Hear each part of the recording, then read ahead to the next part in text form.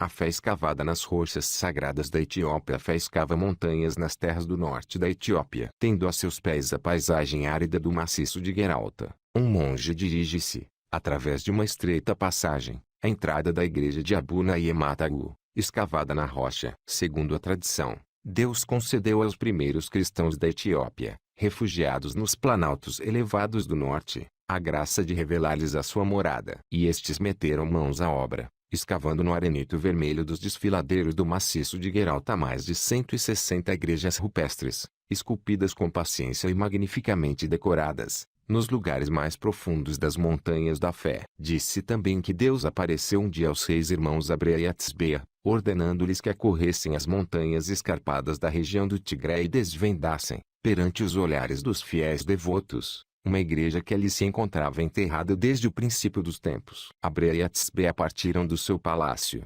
aventurando-se até as montanhas, e escalaram as cristas montanhosas de Corcor. Mas os cumes cinzelados por mão divina revelaram-se inacessíveis. Rogaram a Deus que os auxiliasse, e ele, com um simples gesto, partiu a montanha de alto a baixo, logo exigindo a Satanás que preenchesse a fenda com aquela rocha fundida que ferve nas entranhas do inferno, dela fazendo uma escadaria. Ao solidificar, a lava negra conduziu os 2 irmãos ao topo sagrado onde se ocultava a morada de Deus. Pedra a pedra, os monarcas escavaram ali uma das mais belas igrejas rupestres da Etiópia. Degrau a degrau, transpomos este caótico acesso natural que a rocha ígnea abriu no arenito vermelho. Como é possível que, já no século V, aqueles monges soubessem que uma rocha surgida das profundezas, aproveitando os pontos fracos do terreno, cobrir a rota de acesso à montanha de Corcor? Esta pergunta intriga-me, enquanto nos vamos infiltrando no coração da lenda de Abrea e Atsbea. Durante 1h30, caminhamos através dos picos e fachadas vertiginosas do maciço de Gueralta,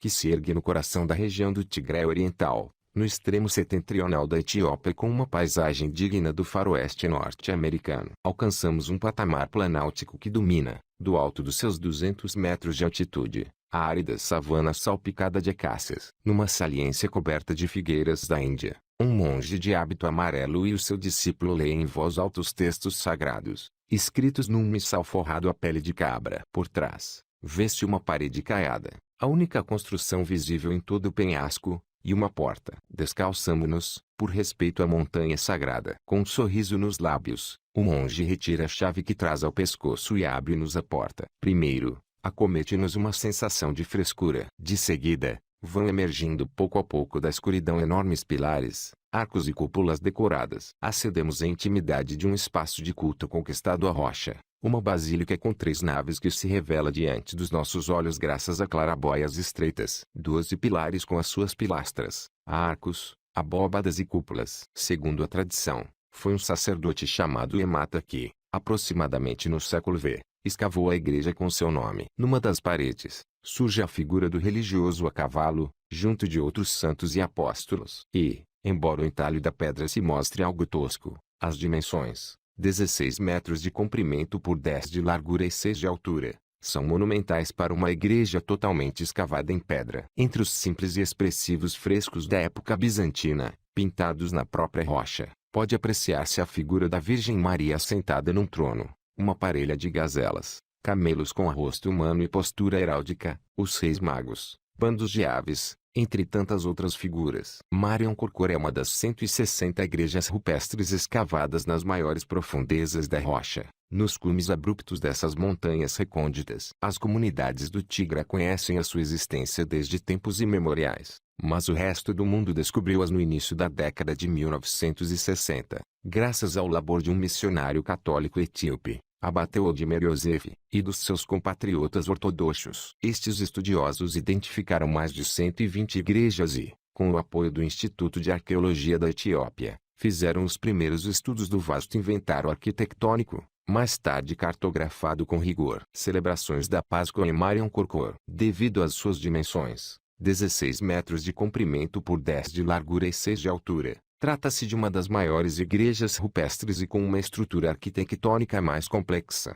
Apesar da altitude, a ascensão até Marion Corcor pareceu-nos fácil, com uma semana acumulada a descer gargantas profundas, a escalar precipícios e a avançar descalços com enorme cuidado por estreitas saliências suspensas sobre o vazio. talvez já estejamos vacinados contra as vertigens. Não muito longe dali, a exígua entrada para a capela da ermida de Abba Daniel abre-se sobre uma grande saliência que se ergue 300 metros acima de uma quebrada a pique. Os pontos de apoio talhados nas fachadas verticais de arenito pela passagem milenar dos peregrinos e uma saliência inclinada conduzem-nos até Gu, outra joia arquitetônica, ao mesmo tempo vertiginosa e magnificamente decorada. E Debridama é uma autêntica encruzilhada de caminhos religiosos da região. Disse que esta cidadela monástica, localizada nos confins de Gueralta, foi fundada no século V. Para ali chegarem, os homens são içados por meio de sólidas cordas de couro entrançado, semelhantes às que seguram um monge risonho. A mim, porém, é proibido o acesso. Ali ficam também Abu Najib e Micael, a chamada Igreja Azul devido aos impressionantes matizes dos seus frescos e abóbadas. Debrit Sion, igualmente denominada Abu Nabran, que se ergue na sua atalaia, e muitas outras mais. O guarda de Debrit Sion, também chamada Abu Nabran, abre um dos tesouros guardados nesta igreja, um leque cerimonial do século XV. Com 1 metro de diâmetro, é composto por 34 painéis individuais, cada qual com a figura de um santo. Que cérebros lograram conceber construções tão elaboradas como estas, com 3 ou mesmo 5 naves, escavadas em toda a sua extensão a partir de uma minúscula abertura na montanha? Que métodos e ferramentas foram utilizados para perfurar a montanha e criar nas suas entranhas as harmoniosas curvas dos pilares, volumes, capitéis, arcos e cúpulas? Em que época foram escavados estes assombrosos locais de culto rupestres? Inundada de perguntas, Luigi Cantamessa apoia-se na rocha quente de Marion Corcor e responde: a verdade é que não sabemos praticamente nada sobre esses arquitetos, escultores e pintores, comenta este erudito italiano que nos guia nesta peregrinação. Os estudos históricos e arqueológicos apontam para os séculos VI e XIV como data possível para a construção das igrejas rupestres do Tigré. As igrejas narram a história do cristianismo etíope e descrevem a evolução dos ideais monásticos da Idade Média. Uma jovem usa suas melhores roupas para assistir a um casamento, numa aldeia ao pé do maciço. Luigi nasceu no Piemonte, mas passou grande parte da sua vida deambulando pela Etiópia. Este grande viajante apaixonado por vulcões participou nas primeiras missões levadas a efeito pelo famoso vulcanólogo francês de origem polaca Arontas Vief na Etiópia, uma vez terminada a Guerra de Libertação, e não se cansa de falar sobre a história da sua pátria de adopção. A Etiópia é uma das mais antigas nações cristãs. A sua rápida conversão deve-se à importante presença na Etiópia de mercadores e comerciantes judeus provenientes de Alexandria, que falavam grego e, em parte, se tinham convertido ao cristianismo. Explica: o maciço etíope é um importante ponto de encontro de rotas comerciais desde a antiguidade, o que favoreceu a circulação de ideias e facilitou a penetração das culturas semítica e síria. No século e depois de Cristo, surgiu na região um estado independente com capital em Aksum. Ver edição de julho de 2001. A presença de mercadores egípcios helenizados foi ganhando relevância e o grego foi adoptado como idioma oficial do reino. Este contexto permite-nos compreender melhor a maneira como começaram a difundir-se as ideias cristãs no início da nossa era. Prossegue. Nestoria Eclesiástica de Rufino de Aquileia, obra escrita aproximadamente no ano 390. O autor religioso relata que, no início do século IV, 2 jovens filósofos cristãos da Síria chamados Frumêncio e Edésio foram capturados no Mar Vermelho e vendidos como escravos ao rei da Etiópia, descobrindo em Aksum uma comunidade cristã. Frumêncio acabou por tornar-se o primeiro bispo do lugar, após converter a corte de Aksum e os reis irmãos Abrea e Atsbeia. Um jovem monge ergue uma Bíblia iluminada, encadernada a pele de cabra e traduzida para ge'ez. A evangelização da Etiópia atingiu seu apogeu nos séculos VI e VI com a chegada de novos missionários provenientes do Médio Oriente, sendo os mais famosos os chamados Novos Santos Sírios, considerados os pais fundadores da igreja etíope. Foram formadas comunidades monásticas numa constelação de grutas onde cada membro vivia isolado e traduziu-se, de grego para ge'ez, idioma pertencente ao grupo das antigas línguas semíticas meridionais, o Antigo Testamento, o Novo Testamento e outros textos sagrados.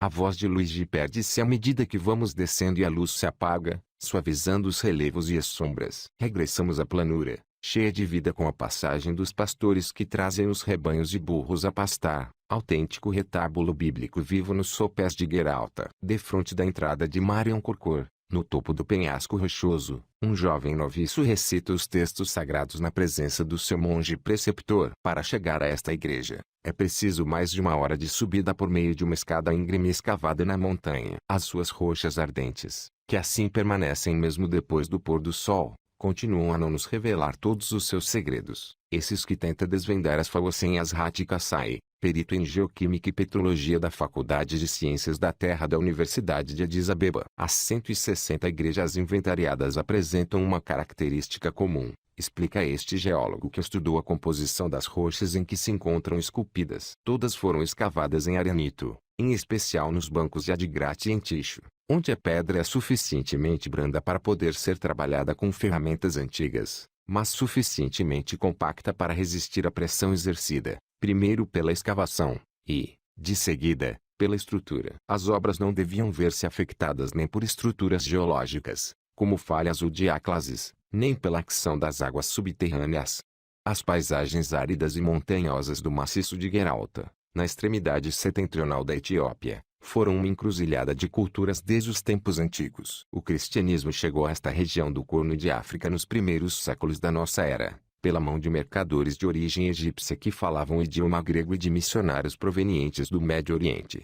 Os escultores rejeitaram a rocha calcária por ser demasiado frágil e a basáltica por ser demasiado compacta e fissurada. É evidente que os construtores dessa época possuíam conhecimentos admiráveis sobre a natureza das camadas geológicas, equiparáveis aos possuídos por aqueles que, 5 séculos antes, conceberam Petra, conclui o geoquímico. As multidões de fiéis que acorrem às igrejas de Tigré aos domingos de dia santo são uma boa prova do extraordinário fervor religioso que existe na Etiópia, uma nação multiétnica, multicultural e multilingüe. Cerca de 62% dos habitantes do país são cristãos, a grande maioria dos quais vive nos planaltos de altitude e pertence à Igreja Ortodoxa Etíope, durante muito tempo religião oficial do Estado. No entanto, as minorias, com destaque para os cerca de 33% de muçulmanos, esforçam-se por fazer ouvir a sua voz. Há muito tempo que o Islã se encontra arraigado nesta região, onde os seguidores do profeta descobriram um refúgio depois de sofrerem perseguições em Meca. Em Abuna e Matagu, frescos pintados há cerca de 350 anos revestem as paredes,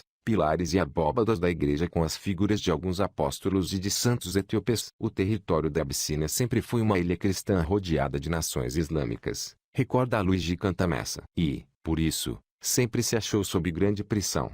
Nos últimos 20 anos, a comunidade islâmica etíope recebeu apoios da Arábia Saudita, o que permitiu construir mesquitas e escolas corânicas e financiou peregrinações. Nos países vizinhos, prevalece a ideia de que a Etiópia é uma nação cristã que urge conquistar e não a terra que acolheu os primeiros muçulmanos perseguidos. E a própria Etiópia considera-se uma barreira face ao Islão. O nosso guia mostra-se optimista. Um grupo de dignitários católicos, ortodoxos e muçulmanos da localidade de Adigrat fundou uma associação cujo objetivo consiste em encontrar, em conjunto, soluções adequadas para os problemas sociais, culturais e sanitários da população do Tigré, e recebeu uma resposta entusiástica, primeiros dos municípios mais importantes da região e, seguidamente, de todo o país.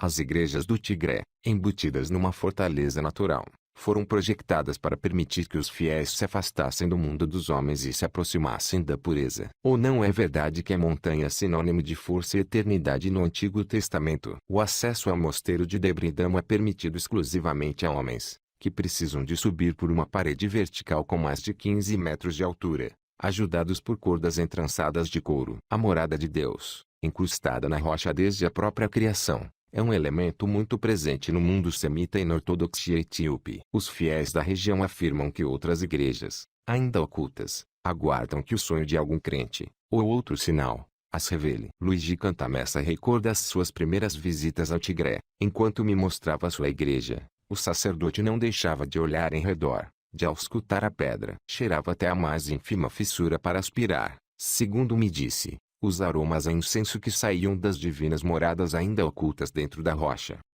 Com as suas pinturas murais em tonalidades ocres e azuis, a igreja de Abuna Gebra Micael é uma das mais belas do Gueralta. Conhecem-se 160 igrejas rupestres na região do Tigré. Para os sacerdotes que, enquanto cultivam um pequeno terreno e cuidam da família, perpetuam o cristianismo ortodoxo, retocam a pintura dos frescos litúrgicos e acolhem as multidões de fiéis nos domingos e dias feriados. É óbvia a resposta a perguntas sobre a origem derradeira das igrejas. É o próprio Deus que envia uma mensagem e lhes ordena que revelem a sua morada oculta nas rochas do Tigré.